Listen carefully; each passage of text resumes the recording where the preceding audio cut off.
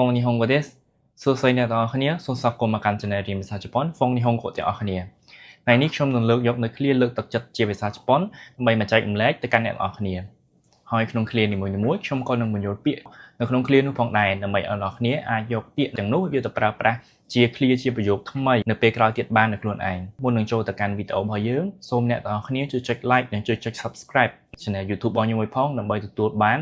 នៅវីដេអូថ្មីៗនៅពេលក្រោយទៀតអញ្ចឹងកុំឲ្យខាត់ពេលយូរយើងទៅមើលទាំងអស់គ្នា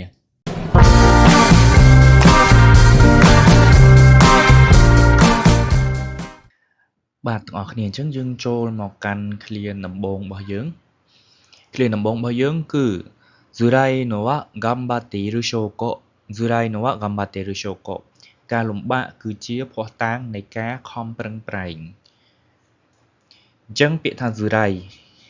らいនេះបកប្រែថាលំបាកទាំងអស់គ្នាហ្នឹងហើយយើងបូកនវៈមកដើម្បីវាคล้ายជានាមずらいのはបើថាការលំបាកបាទសូមបញ្ជាក់ប្រាប់អ្នកនរគ្នាផងដែរនៅក្នុងនេះខ្ញុំនឹងបញ្យល់វេយ្យាករណ៍ខ្លះៗដែរប៉ុន្តែខ្ញុំអត់បានបញ្យល់ក្បោះក្បាយទេដោយសារតែខ្ញុំផ្ដោតទៅលើពាក្យហើយបើសិនជាខ្ញុំបញ្យល់វេយ្យាករណ៍វែងពេកទៅវាអាចនឹងធ្វើឲ្យវីដេអូរបស់យើងកាន់តែវែងទៅបាទអញ្ចឹងខ្ញុំនឹងធ្វើវីដេអូបរិញ្ញាបត្រវេយ្យាករណ៍ផ្សេងតែអ្វីដែលខ្ញុំសំខាន់គឺផ្ដោតទៅលើពាក្យមួយៗបងប្អូនគ្នាបាទずらいនេះបកប្រែថាលំបាកずらいのはយើងធ្វើវាខ្លះជានាមវិញទៅខ្លះទៅជាការលំបាក頑張っているនេះមកវាពាក្យថា頑張りますមានន័យថា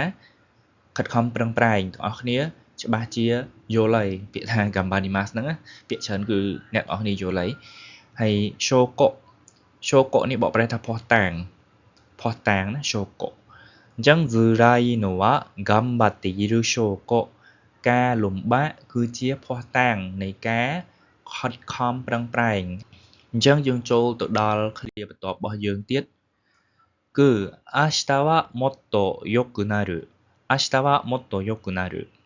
ថ្ងៃស្អែកនឹងប្រសើរជាងនេះ明日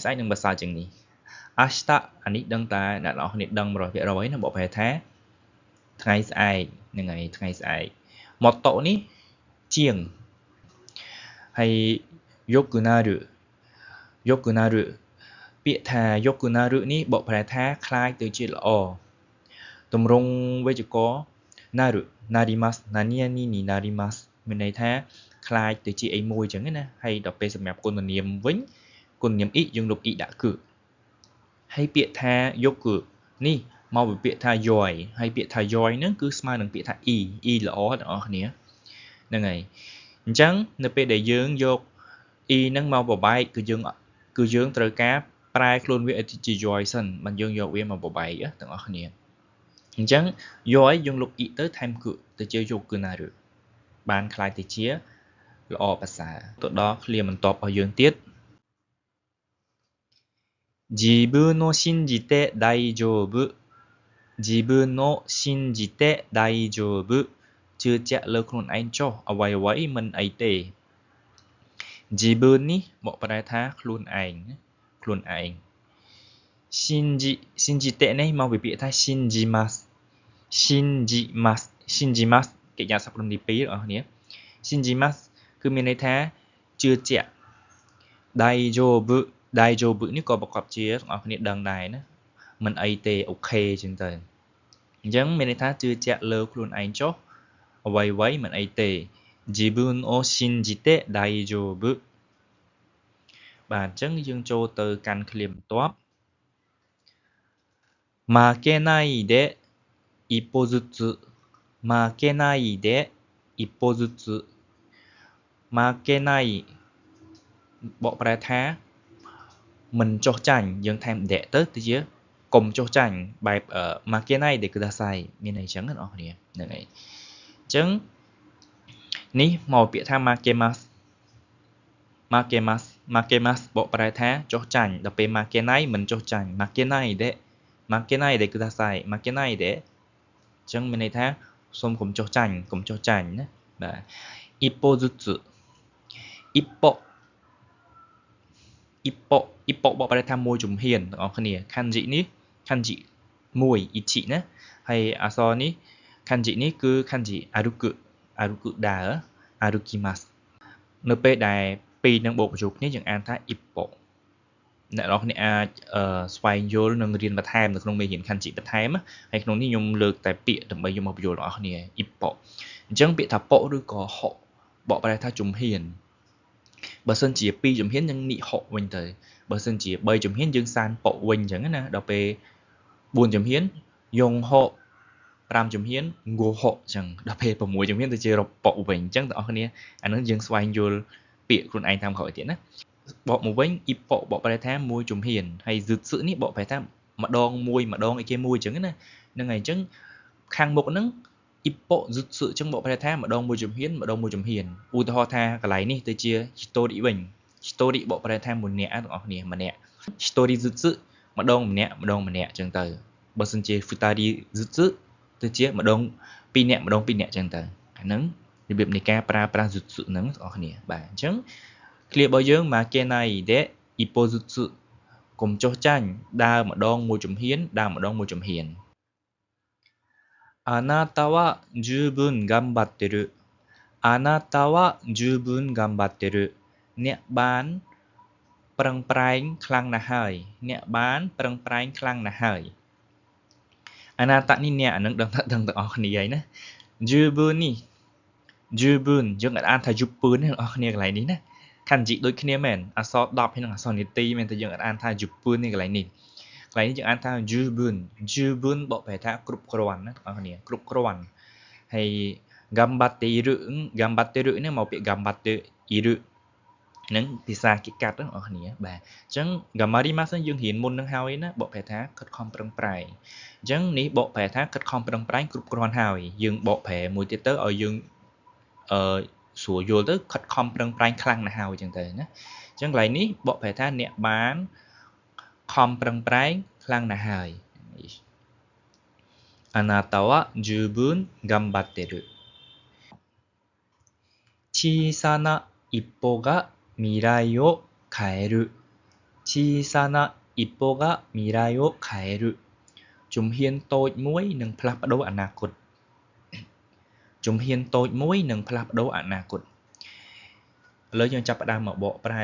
ពាក្យមួយទាំងអស់គ្នាជីសាណានេះបកប្រែថាតូចទាំងអស់គ្នាហើយទាំងអស់គ្នាប្រហែលជាឆ្ងល់ថាបើជីសាណាហ្នឹងវាខុសគ្នាពីជីសៃមិនជីសៃក៏បកប្រែថាតូចជីសាណាក៏បកប្រែថាតូចដូចគ្នាដែរភាពខុសគ្នាទី1តកតងទៅនឹងទីតាំងនៃក្នុងការប្រើវិញជីសៃយើងអាចយកទៅដាក់ក្នុងក្រោយប្រយោគបានបងប្អូនខាងក្រោយប្រយោគ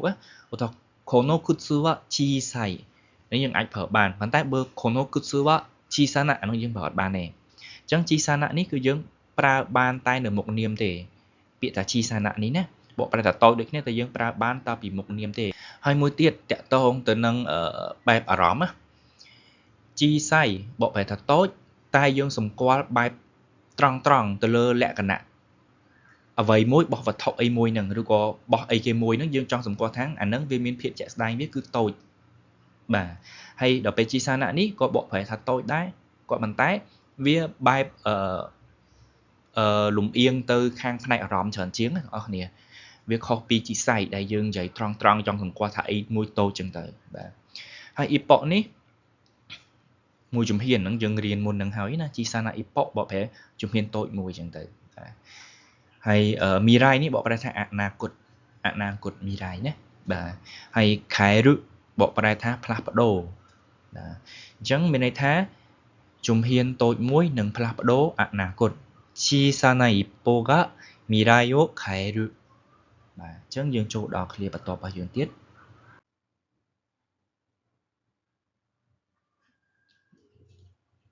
បាទបងប្អូនគ្នាអញ្ចឹងយើងចូលមកកាន់ឃ្លាបន្ទាប់របស់យើង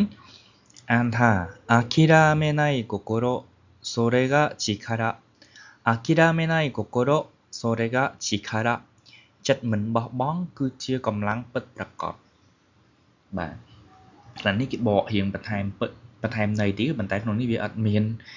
នពាក្យថាពិតប្រាកដហ្នឹងឯណាបាទហើយយើងមកបកប្រែពាក្យយើងមួយវិញ諦めないបកប្រែថាមិនបោះបង់ណា諦めないមិនបោះបង់មកពីពាក្យថា諦める Akirameru បកប្រែថាបោះបង់ទៅជា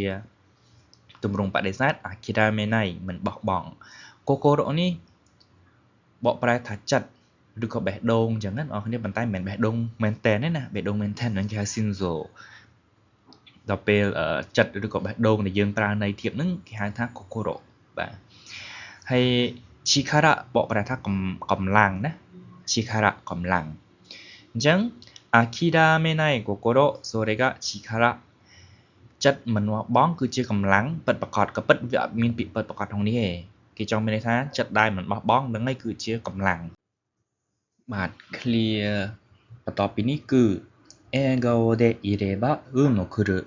笑顔でいれば運も来るបើញញឹមសំណាងនឹងមកដល់បើញញឹមសំណាងនឹងមកដល់ឬក៏យើងអាចនិយាយឲ្យស្រួលស្ដាប់ទៅបើរក្សាស្នាមញញឹមសំណាងនឹងមកដល់ណាអញ្ចឹងគេឲ្យយើងញញឹមរហូតណាបាទអញ្ចឹង Egao នេះបកប្រែថាស្នាមញញឹមស្នាមញញឹម Egao でいればមកពាក្យថា de iru ទាំងអស់គ្នាហើយបាក់យើងមកវាយវាជាទម្រង់បាក់វិជ្ជករទម្រង់បាក់ប្រសិនបើខ្ញុំអត់អាចបញ្យល់បានច្រើននៅក្នុងនឹងទេបើសិនជាបញ្យល់ទៅវានឹងវែងណាទាំងអស់គ្នាបាទអញ្ចឹងបាក់នេះគឺទម្រង់ប្រសិនបើទម្រង់លក្ខខណ្ឌណា Egao de ire ba ប្រសិនបើរក្សាស្នាមញញឹមអឿនបកប្រែថាសំណាងណាអឿនមកនេះផងដែរណាគឺមកអានឹងយើង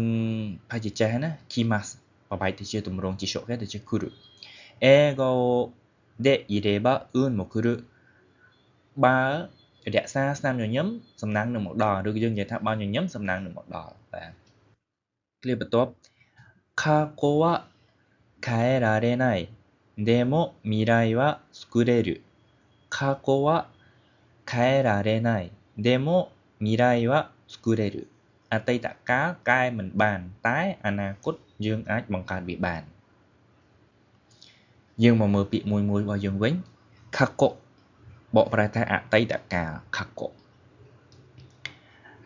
kaerarenai មិនអាចកែបានមិនអាចកែប្រែបានហើយពាក្យថា kaerarenai នេះមកពីពាក្យថា kaeru យើងរៀនមុនហ្នឹងណានេះទៅជាទម្រង់ kanoke វិញទៅជា kaerareru បដិសេធទៅជា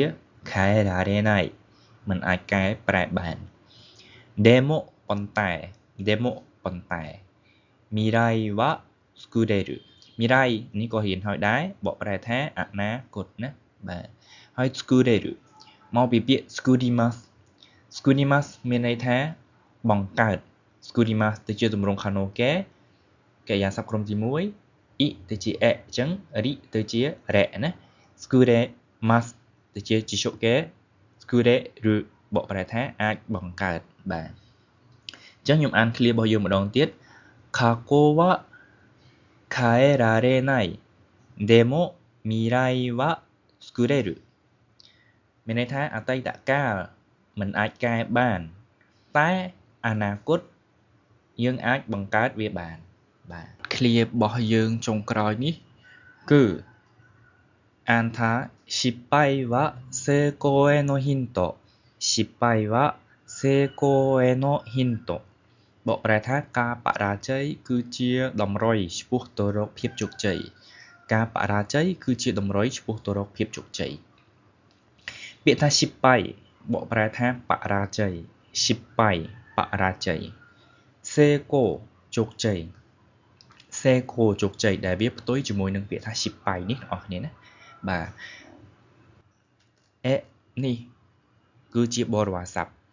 នេះហេណាតែយើងអានវាជាបរិវារស័ព្ទយើងអានថាបរិវារស័ព្ទហ្នឹងបងប្អូនគ្នាគាត់ទៅចេះហើយណា gakko e ikimasu អីចឹងទៅគឺជាបរិវារស័ព្ទបញ្ជាក់ពីទិសដៅហើយណុនេះយើងយកវាមកប្រើជាមួយហ្នឹងដោយសារតែខាង